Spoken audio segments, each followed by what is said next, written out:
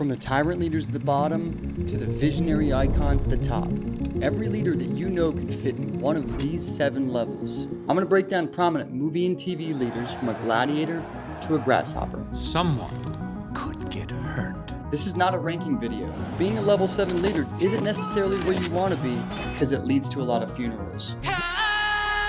In order to define the 7 levels, we need to understand how a leader operates, and there are 3 key elements. Oh shit. Every leader answers to a higher power, a board of directors, a leader of a higher rank, or an internal code of core values. The greatest teacher failure is. The higher power gives a leader a directive: build a team, drive more sales, defeat an enemy. And the leader's got to get results. How can you guarantee results? By dropping the bomb ourselves. The last element's the most important and the most interesting. A leader is truly defined by how they use their people to execute a directive. We got to think differently. Do they cultivate and inspire their people, or do they lead by using violence and aggression? Okay, does anybody have any questions? I have a question. Okay, Gavin. That was horrible. Level 1, the tyrant. Your daddy was a no-talent pussy, but at least he listened. The tyrant doesn't care about their people or making a better society. They're typically selfish and lead through fear, violence, and intimidation. They're driven by a combination of the following 3 things: money, power, and family.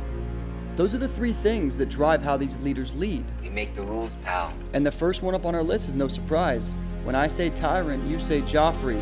Tyrant.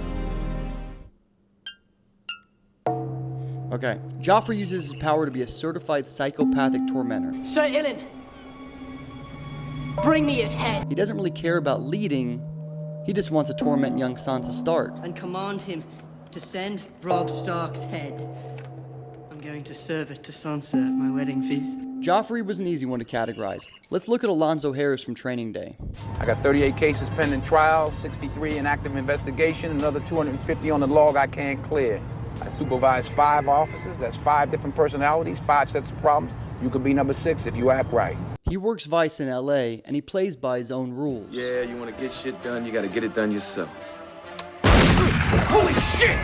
Alonzo could be a level 5 leader with the experience and street smarts that he's learned throughout his career. Unlearn that bullshit they teach you at the academy, though. Don't bring none of that shit in here. Shit'll get you killed out here. I will do anything you want me to do. But instead of cultivating his team, he uses them like pawns to further his own desire for wealth. Okay. All right, you ready? Kiss me, baby. 1. And just like many tyrant leaders in this level, Alonzo misleads, buys, and bribes people for their loyalty. You give me 18 months, I give you a career. We make the big seizures, Jake. We make the big arrests. But if you're in my unit, you got to be in it all the way or not at all. You understand me? And do you know who else does this? Marlo Stanfield from The Wire. Marlo's a tyrant leader who only cares about his money. That's my money.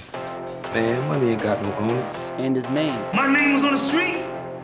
When we bounce from this shit here, I'm gonna go down in them corners, let them people know.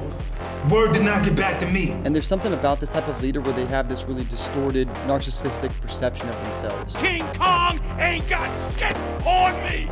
Clearly, tyrant leaders are easy to spot, but the rest of the levels are much more nuanced. Except for level 2, I'll be honest, they're just bad at their jobs. Fuck you guys. Level 2, the hollow leader.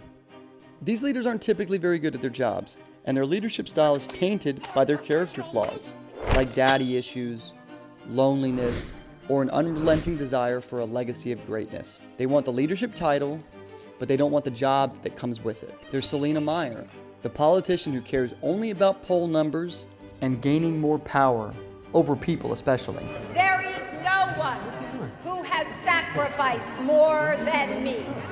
There's Kendall Roy, the wannabe cool guy who's occasionally sober and sometimes a CEO that just wants to make his daddy proud. I'm a good guy. I'm bad. You're a fucking beast. Hail to the motherfucking OG. And then there's the self-proclaimed world's best boss and jokester, Michael Scott. We'll get somebody to clean that up. We're the ones that gotta clean that up. Michael's incompetent in more ways than one.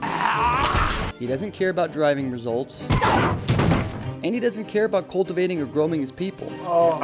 He pulls pranks, and he just wants to make friends. This is very difficult to say, but no one here likes you in the office, and we are going to have to let you go.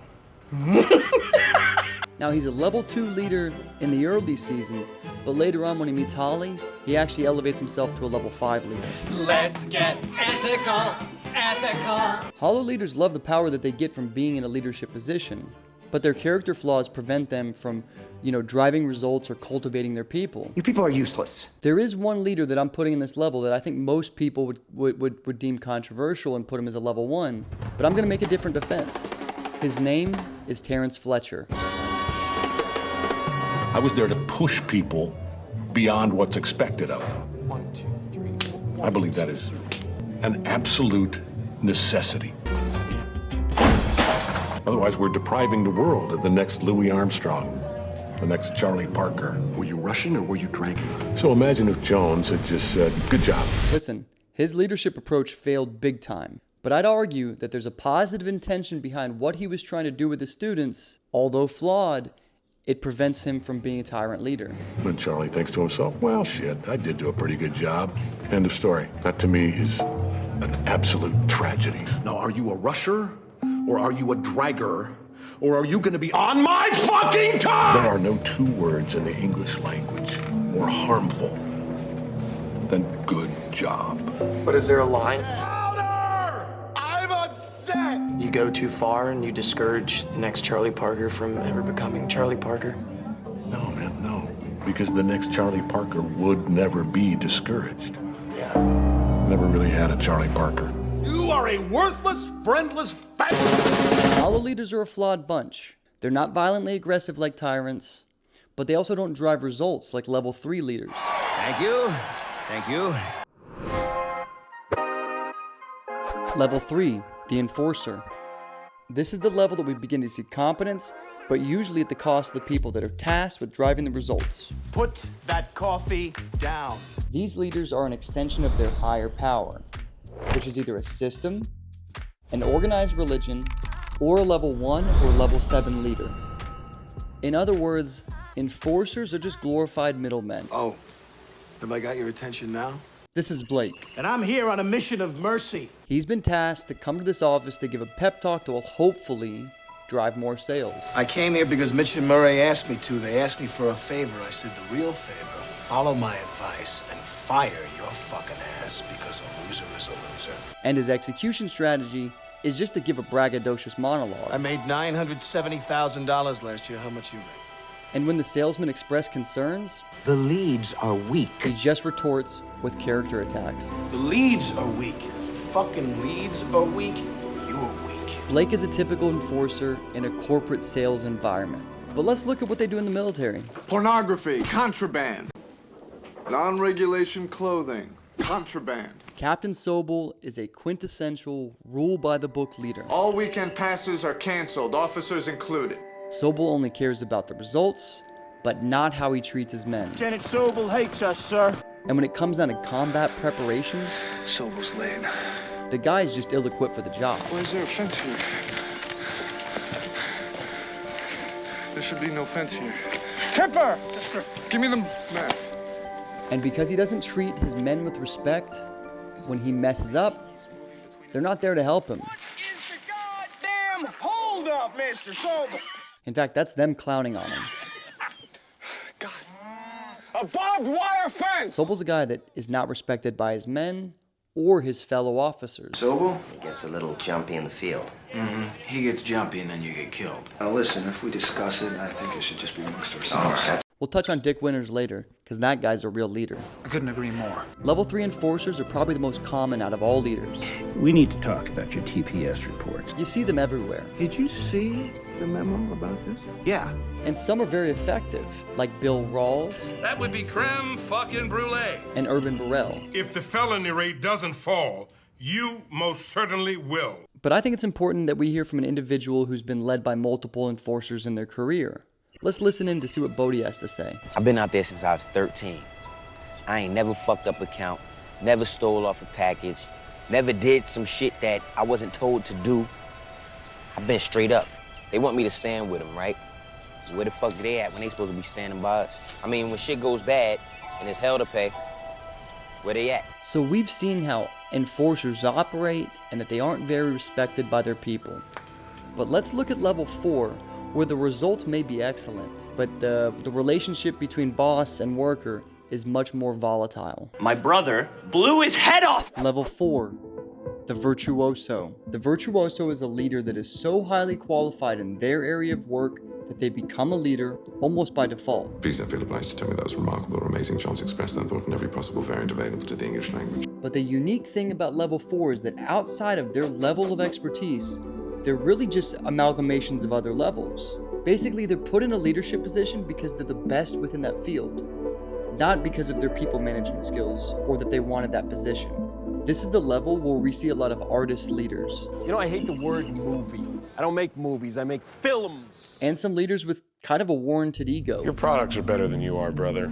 That's the idea, brother. In most cases, Virtuoso leadership tends to see positive results. It's nice, we happy? You happy? Their leadership style is to use their people like tools, but the working environment is usually kind of a love and hate relationship between the leader and their people. And you're screaming. Am I? Yeah, you are. There's the chef Carmi from The Bear. He's a true expert at his craft, but his desire for excellence comes at a cost. Don't stop making fucking sandwiches. Like many chefs, his kitchen is like a friggin' war zone. 17, table 23. There's yelling. Get the fuck off my expo chef now. Unrelenting chaos. Guys, I can't do this. Stop. I can't do this. The fire that he brings in the kitchen makes him almost a tyrant leader, but there's another side to it. That restaurant, it means a lot to me. He's flawed like a level 2 leader, but he does care and cultivate his people like a level 5. So what's up? You want to be a baby for another minute, or you trying to party? Let's party, mister. Carmi's people love him, but this next leader, she's kind of more... Hey! Meeting fucking adjourned! Her name is Wendy Rhodes. Fucking right. She's a performance coach. You are here to help my employees perform at their peak level. In any manner I see fit. She uses people like tools to maximize their ability to make sales... Motherfucker! ...and drive profits for the company. 7.2 million. Feel that. But she does genuinely care about her people. You better fucking deliver for those people, or I won't just make you quit. I'll kill you myself. Oh, and that actor right there, that's Damian Lewis. We've seen him earlier. He plays Dick Winters, an elite leader. We'll get to him in a little bit. The last leader in level 4 is probably the toughest one I had to place, and his name is Billy Beane. What are you having fun for? Billy is the Oakland Athletics GM. He just lost a bunch of his best players to free agency, and he's trying to rebuild the team. Billy is trying to get his boss, the owner, to give him more money so that he can acquire top-tier talent to replace what they lost. Billy, I need more money.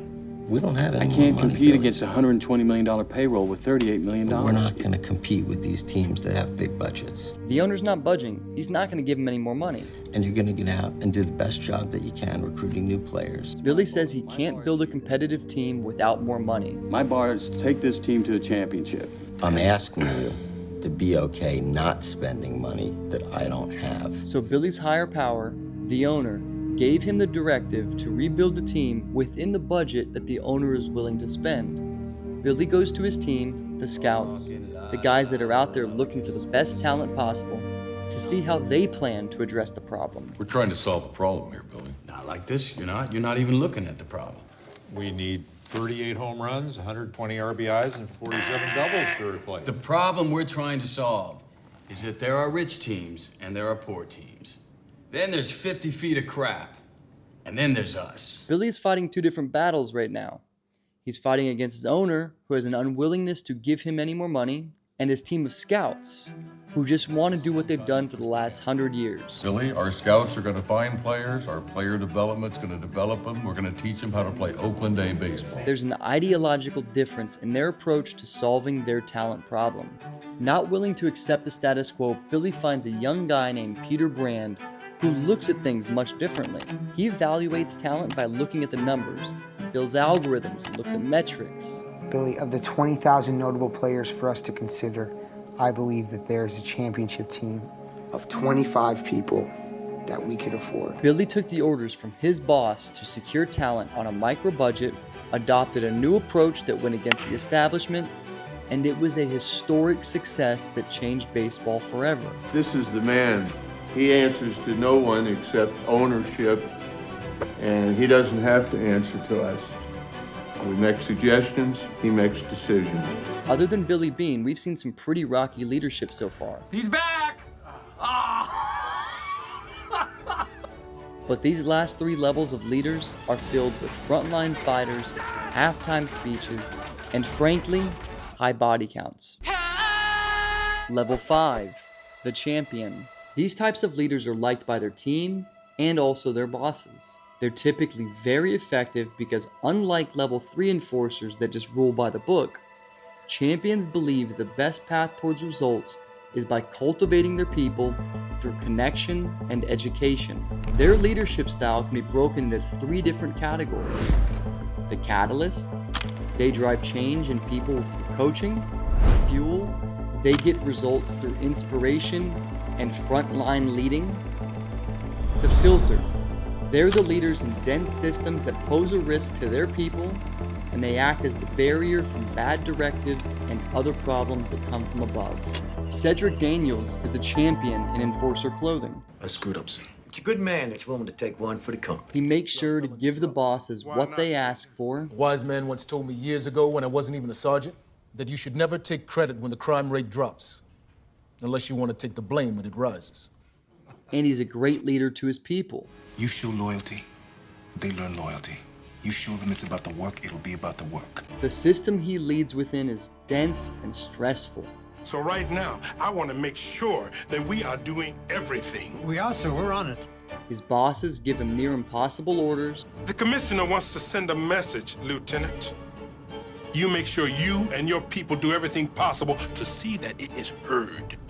Cedric walks a tightrope of looking out for his team while also doing his best to execute the orders from above.